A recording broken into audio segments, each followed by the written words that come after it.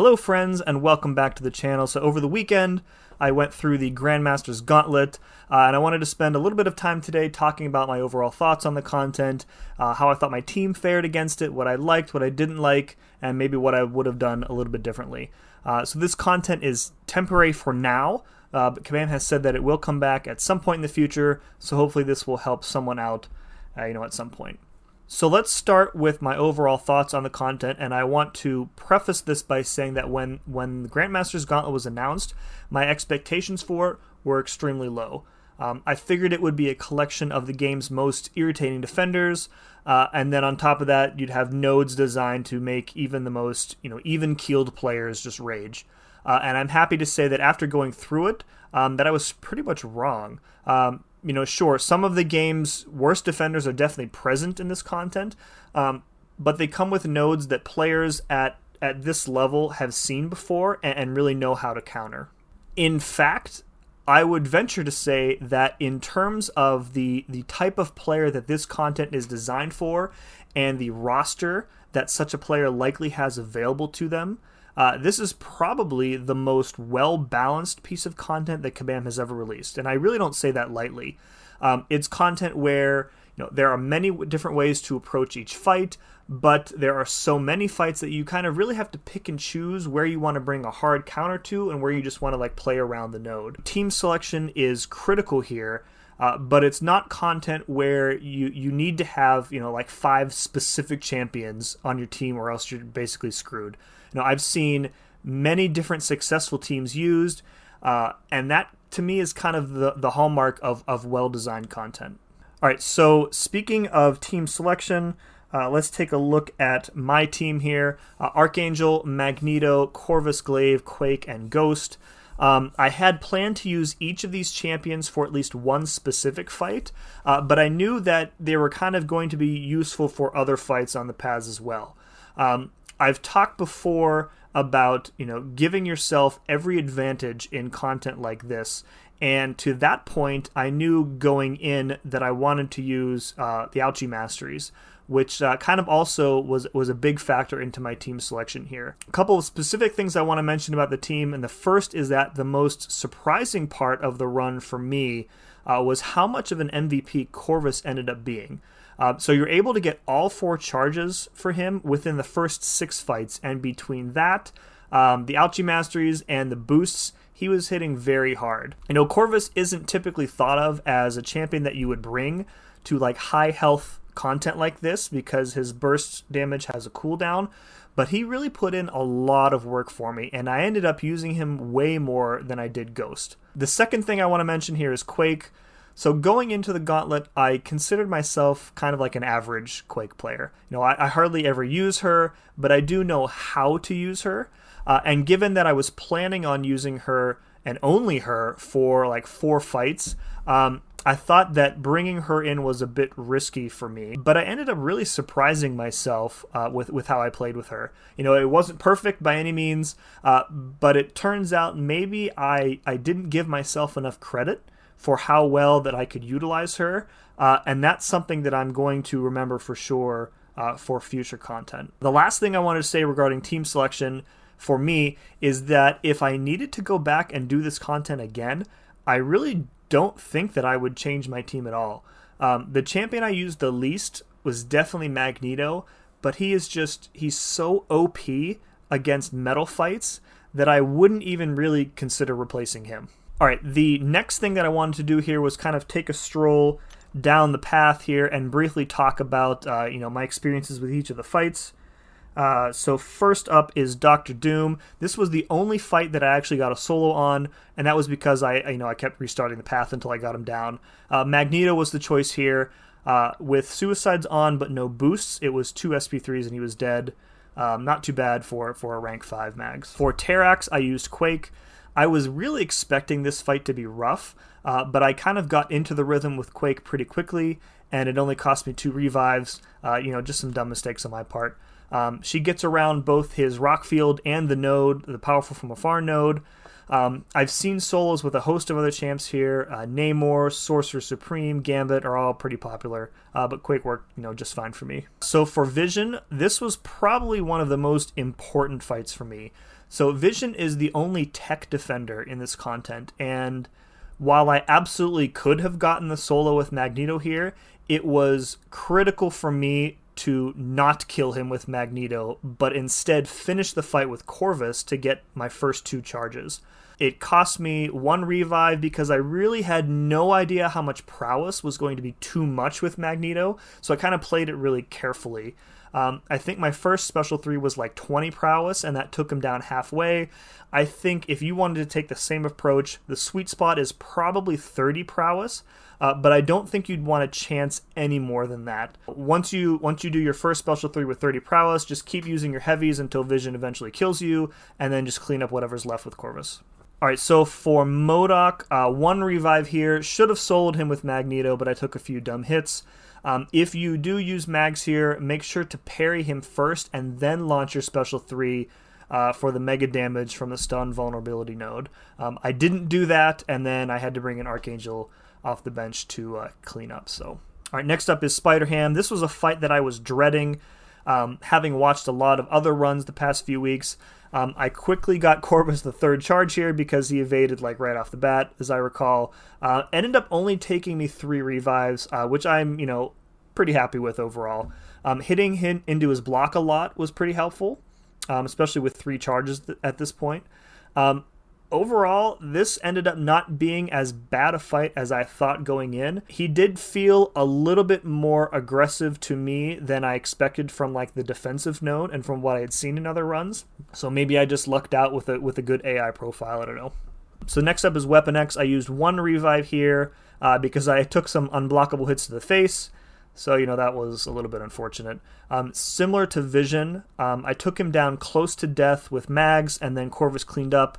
And that's where I got the 4th and final charge for Corvus here. Next up is Thing. This fight was actually pretty fun. I used Quake here. With Oscillate, it means that quaking him is easier about like half the time because he'll just sit back and do nothing. 2 revives here, should have been 0. Slipped up on a couple of dexes or something. Again, I'm not an A+ Quake player, so I don't expect to solo every fight with her. Pretty happy with how I performed here. So similar story with Korg.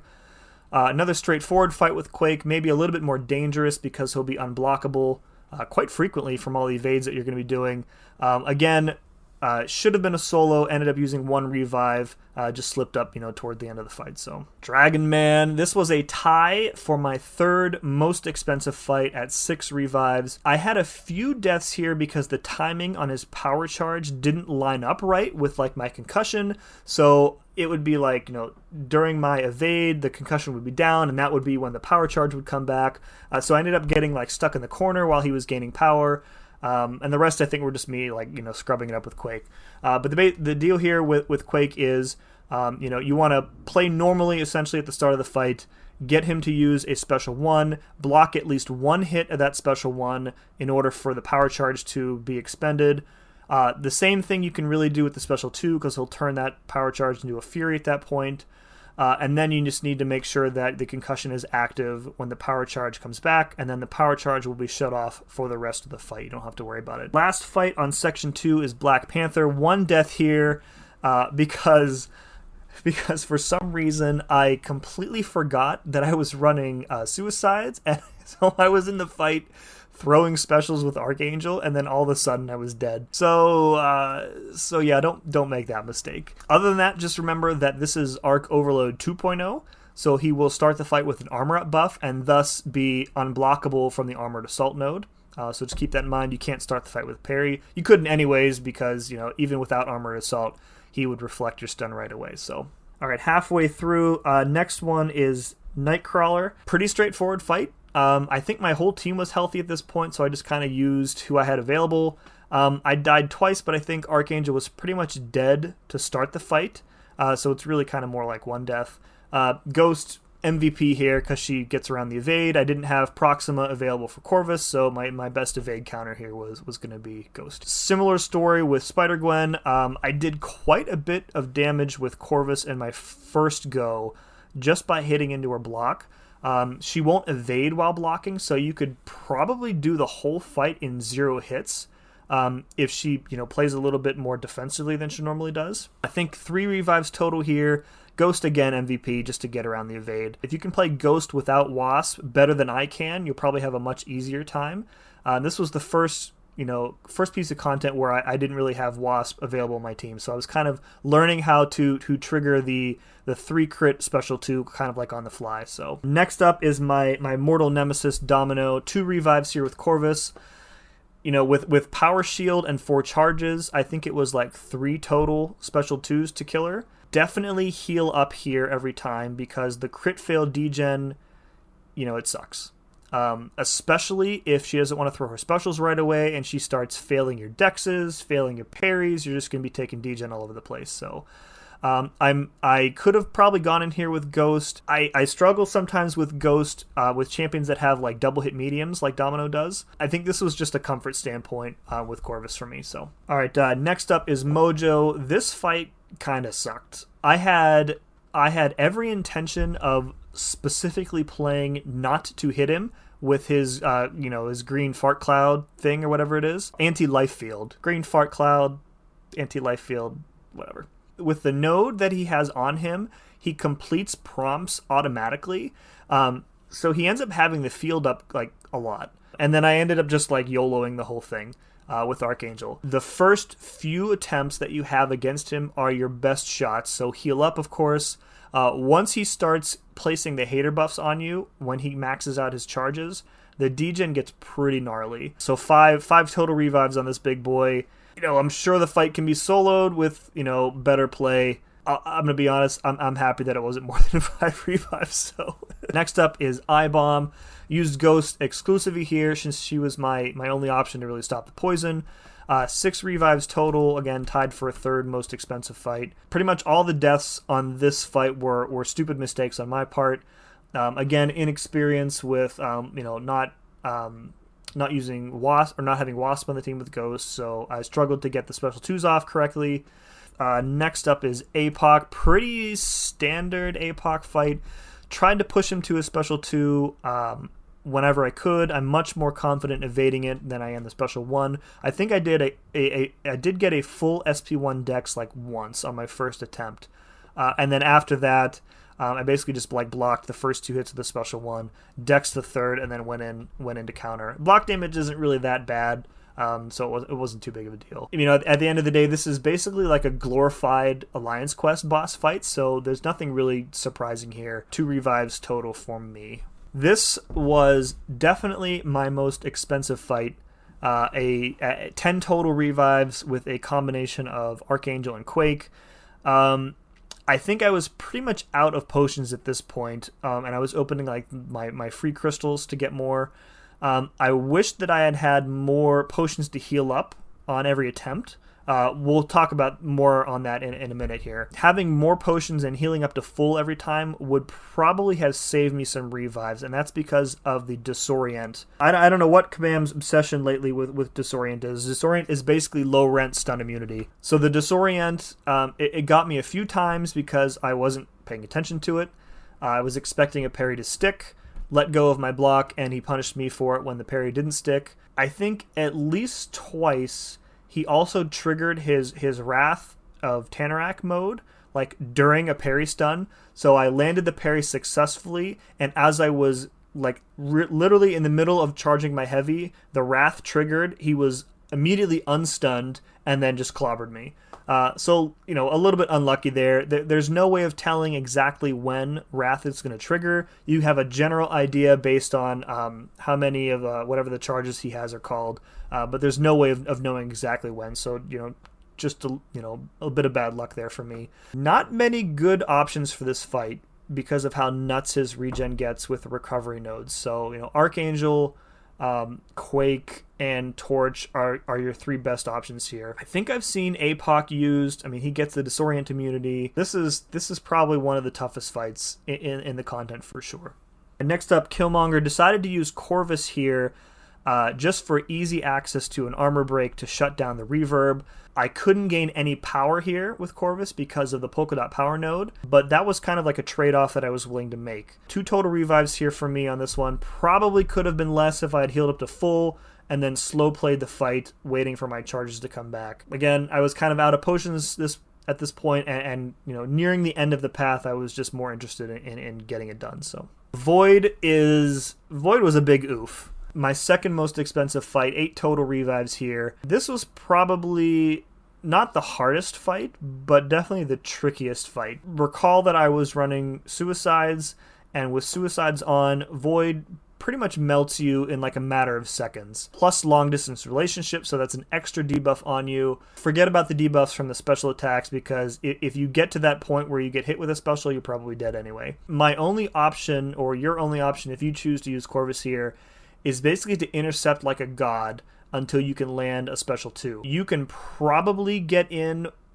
2, maybe 3 parries before your health is down to 1 hit point. But beyond that, you can't. If you take a single blocked hit and let your charges go down because of it, you're not going to get to your special 2, and you might as well just throw your special 1 and quit out, because that's going to be it for you. I had probably 4 or so revives before I did like any actual damage to him. Literally more than 0 damage to him. So that kind of sucked. Thankfully, with Power Shield, you only need like 2 or 3 good runs to finish him off. I did use a Cosmic Power Boost on this fight, and I think on 2 of my runs, the Power Boost essentially gave me enough power for back-to-back special 2s. I think it was like maybe 5 total special 2s, boosted with 4 charges with a rank 3 Corvus. So, your mileage is going to vary if your Corvus is a lower rank, or if you're not boosted up, as much as I was. So, last normal fight here is Nick. I think I pretty much used everyone on the team for this fight. So with Lionheart, you have to be really careful with Archangel, because the poison from Archangel will actually cause the node to degen you. Magneto also put in some great work here, despite this not being a metal fight. Kinetic Transference actually works kind of in your favor, because it becomes easier to push him to his special 2 more often. I would highly recommend bringing a mutant to this fight, just to keep his tactical charges under control. I think I went in with Corvus, and it was like 1 special 1, he was immediately unblockable, and it just kind of got a little bit messy there. So 2 total revives here, not much else to say. Yeah, again, just bring a mutant. Last but not least, Big Boss Thanos. I think ironically, this was probably the easiest fight in the content. Corvus had him down over halfway on the first go, and it only took 2 total revives. So this is kind of like a mixed bag of previous Thanos boss fights. The first phase is a lot of bleed damage, so Corvus gets around that right away. You can just go in, go ham on him. Second phase, just watch out for the evade, and then third phase, I mean, it's it's kind of just kill him before he gets you with the special 3. So one thing that you can do on this fight is whenever he switches phases, or at the start of every fight, he has that little animation where he swings his fist around and he's got the gauntlet on. He idles for like half a second after that animation finishes, so you can always safely go in and attack after that animation triggers. Other than that, watch out for the evade. That's pretty bad. That'll stun you and you'll be dead. There's like a blue icon in the first phase where he will regen if you hit into him. Watch out for that. Basically just me going ballistic with Corvus. He made it really easy. Finally, let's take a quick look at my item usage here. So I went in with about 55 total revives available. Doing Act 7.2 item lists really helped in keeping my stash stocked up. Not everybody's gonna be in that position. I'm lucky that I was. I did still end up opening like 150 free crystals, not like 150, exactly 150, which gave me a few bonus revives to work with, in addition to the potions, which I used just over 300 of. The most important stat for me here personally is this last one, which is 0 units spent. I am pretty damn happy with that, especially given the rewards that this content offered. The big boy boosts and the cosmic boosts I was happy to use here. I don't do high tier war, and so I'm able to kind of save these boosts for content like this rather than constantly needing to buy some. You may or may not be in a similar position. I was fine, staying max boosted for the entire 3-ish hours or so. The last thing that I will say about items here is that I do kind of wish that I had farmed for more potions. Out of the 300 that I used, roughly 2/3 of them were the L3s that I got from farming Realm of Legends. If you're low on free crystals and also aiming to do this content unitless, I would say that you probably want to have like 500 L3 potions on hand. And at the end of the day, for me, I got tired of potion farming really fast. It ended up not hurting me because, again, I had so many of the free crystals saved. If you aren't hoarding those free crystals, start now. Don't open them every day. Kudos to Kabam for this content. It was a lot of fun for me. I hope that we see something like this again before long. I really like hearing what teams worked out for everyone else. So, let me know in the comments below what team worked for you, what you thought overall of the content, what you might have done differently, and kind of how your experience in the Gauntlet was overall. If you liked this, please let me know by hitting that like button. And if you aren't subbed, now is a great time to do so. We are close to hitting that magic number 2,000. Pretty excited about that. And as always, thank you very much for watching, and we'll see you again next time.